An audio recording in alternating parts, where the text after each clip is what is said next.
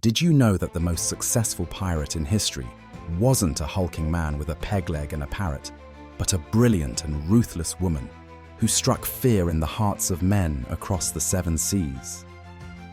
This is the incredible story of Zheng Yi Sao, also known as Qing Shi, the pirate queen of the South China Sea.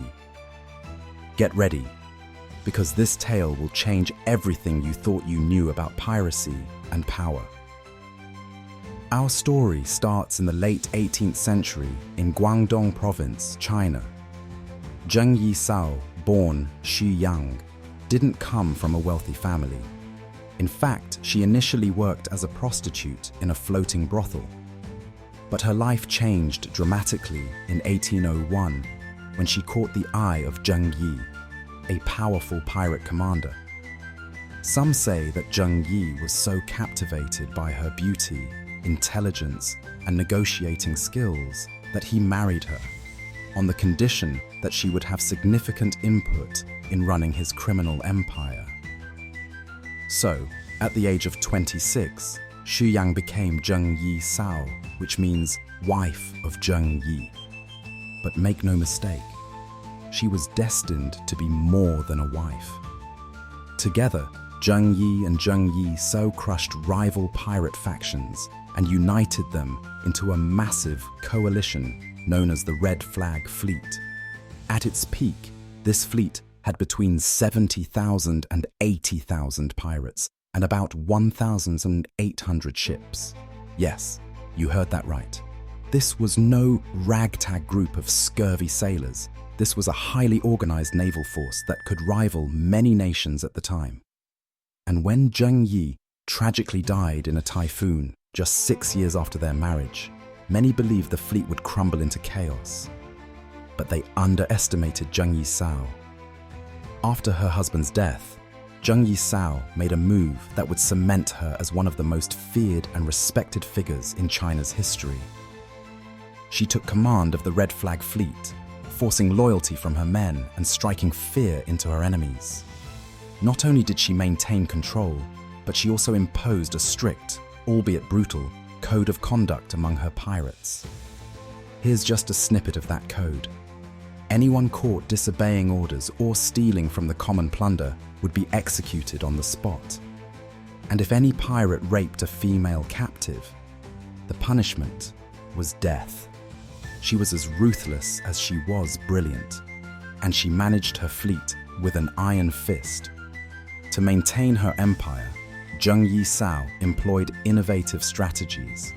She developed an integrated economic network that went far beyond looting and pillaging. The Red Flag Fleet imposed taxes on local villages and even ran their own black market trade. Local farmers and merchants found it more profitable to work with her than against her. She essentially established a pirate state, complete with its own laws and economy. What's more, Zheng Yi Sao wasn't just fighting other pirates. She was taking on the Chinese, Portuguese, and British navies, often all at the same time. Traditional naval forces found her nearly impossible to defeat because she used her ships and her wits with unparalleled skill.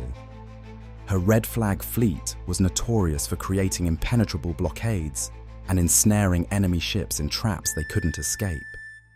Even the region's most experienced naval commanders were left scratching their heads. Now you might wonder, with so many enemies, how did she survive? Well, Zheng Yi Sao knew when to fight and, more importantly, when to negotiate.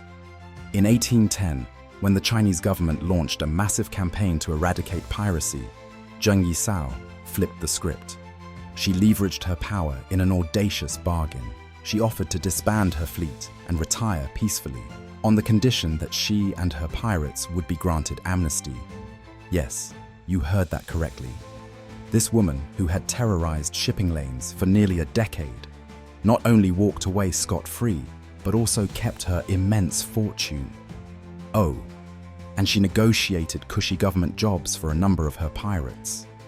While many of her contemporaries met bloody ends, Zheng Yi Sao retired a wealthy woman and opened a gambling house that she ran until her death in 1844 at the ripe old age of 69.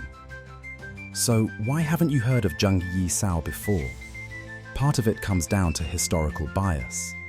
Stories of pirate queens just don't fit the romanticized and often male-centric narrative of piracy that Hollywood loves to rehash.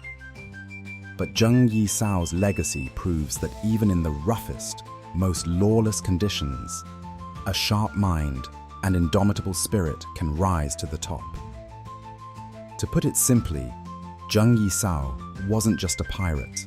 She was a strategist, a leader, and a pioneer in navigating systems of power. Her life is a testament to the fact that truth is often more extraordinary than fiction. So, the next time someone mentions pirates, forget Jack Sparrow or Blackbeard for a moment. Think of Zheng Yi Sao, the pirate queen who commanded 80,000 men, defeated naval powers, and retired on her own terms. If this tale doesn't remind you to question the stories you think you know, I don't know what will. What other hidden figures might history be keeping from us? Let me know your thoughts in the comments below and share this story to rewrite the history books.